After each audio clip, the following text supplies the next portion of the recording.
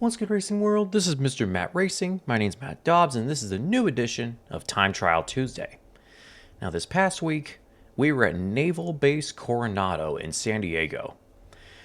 All three series ran on a 3.4 mile long street course near a naval base. And I gotta tell you, the racing was chaotic, but it was great. But I didn't like the infrastructure. I'll explain that in a little bit. Let's just get right into it. Now, we're going to start off with the NASCAR Cup Series. The clock struck Heim, as we had a few shockers in this race. First off, as mentioned, Corey Heim. It was Heim time for him. First career win in his 13th start in the Cup Series, driving part-time for 2311 Racing. But that didn't come without a major shocker on lap 32. On the restart, the two road course killers, Connor Zilisch and Layne van Riggsbergen, were wiped out in a major restart crash in turn 1 after Austin Hill missed the first corner. And that ultimately led to Heim taking advantage at the end of the day. But in the case of Heim, the question is, what does this say about him? I think this just says it's going to be a pretty difficult time for the Cup Series when he goes full-time next season.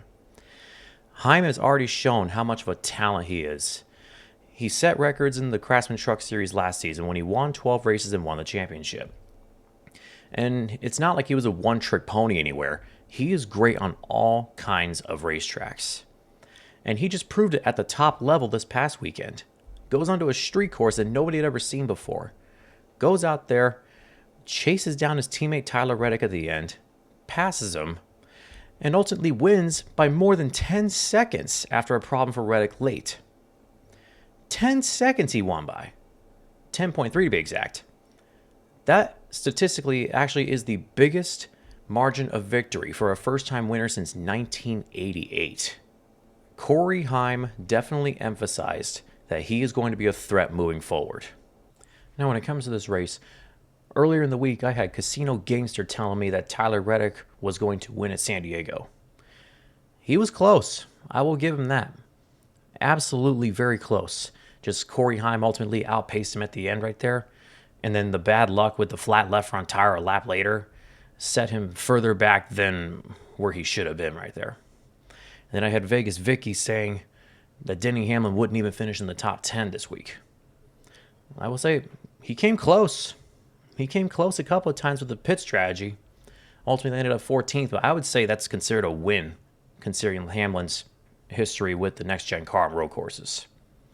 So I appreciate the predictions, you guys. Keep them coming. That's all I can say on that. Just keep them coming. And I do want to give a little take on what happened with Noah Gragson and Kevin Magnussen. I watched both onboards. They're battling for 32nd position. And from what I've seen from Magnussen's onboard, is that Noah Gragson looked like he was defending for his life for that 32nd spot. Just for whatever reason, he just would not let the guy go. It's the beginning of stage 2.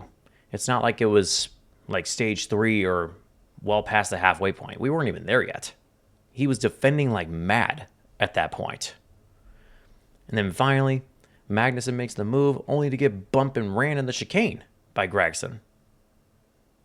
I don't understand the deal with that. And of course, Magnussen finally got his revenge on Gragson by spinning him out through one of the right-handers and continued on with his way, even if it meant he gave up a spot to Chase Elliott at that point.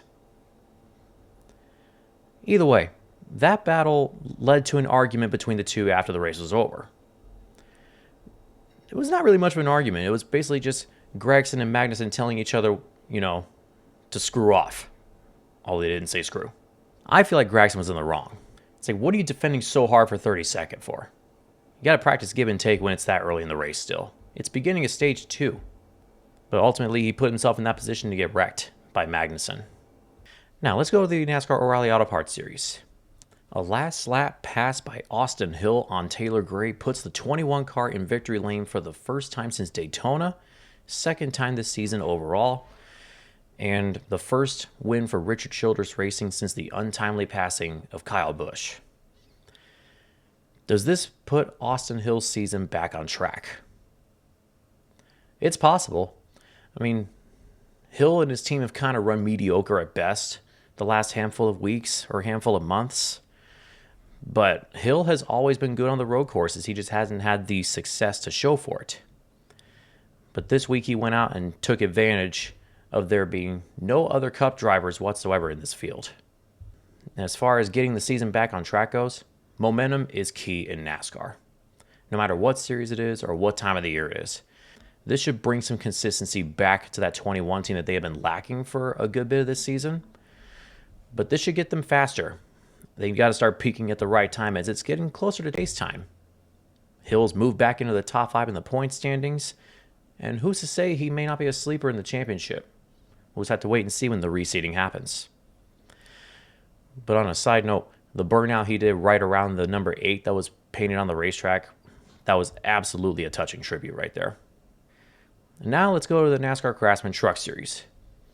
A chaotic last lap in that one too. 19-year-old Tyler Reif is trying for his first career win in just his 7th start. He's not even full-time this season. He's trying to hold off the likes of Layne Riggs and Daniel Hemrick. He's doing a great job at it. Riggs is all over his bumper as they head to the final chicane, and then Reif missed the chicane coming to the checkers. And very unfortunate mistake on Reif allows Layne Riggs to get his 4th win of the season, 2nd time on a street course this season. And we got the instantly classic one-liner of Layne van Riggsbergen from Layne himself at the start-finish line. That was quite a clever line right there, if you ask me. But Riggs, 4th win of the season, extends his point lead over Caden Honeycutt. Is Riggs becoming the new favorite for the championship?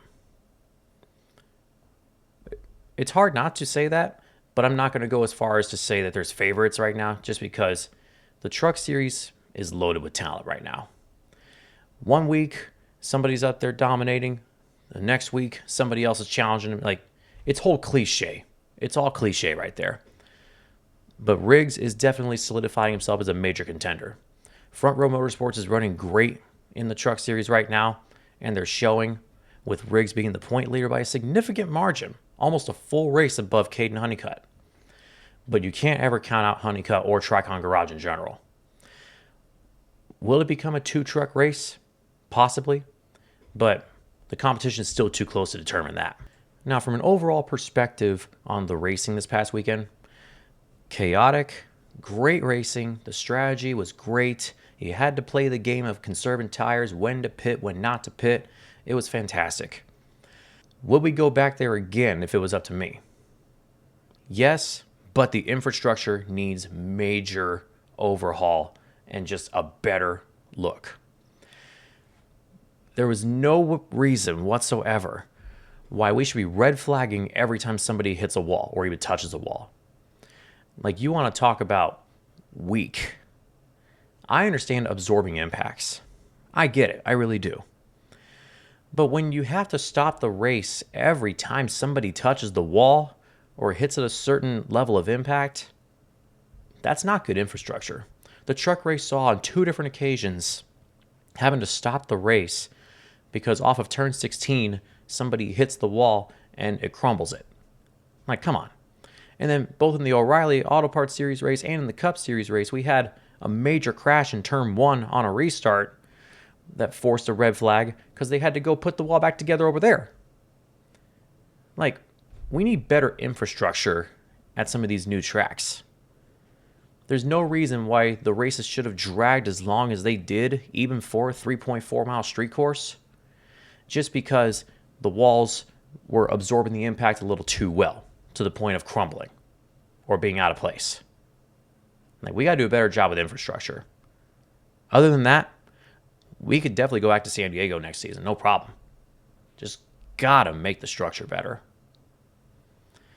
Now, I want to know what you guys think. What did you guys think of the racing at San Diego? Did you enjoy the finishes? You like the strategy involved? Let me know in the comments below. While you're at it, leave a like, share this video, subscribe for more content. It's totally free, greatly appreciate it. Totally helps out a lot. Don't forget to hit the little bell that notifies you when I upload. And stay tuned for Fast Friday as we get ready for Sonoma Raceway, another road course. You see this mic behind me right here? Got a new series coming up soon. Stay tuned for details. And also, 100 subscriber event coming very soon. Stay tuned, keep subscribing. Let's get us to 100. And until then, see you on the road.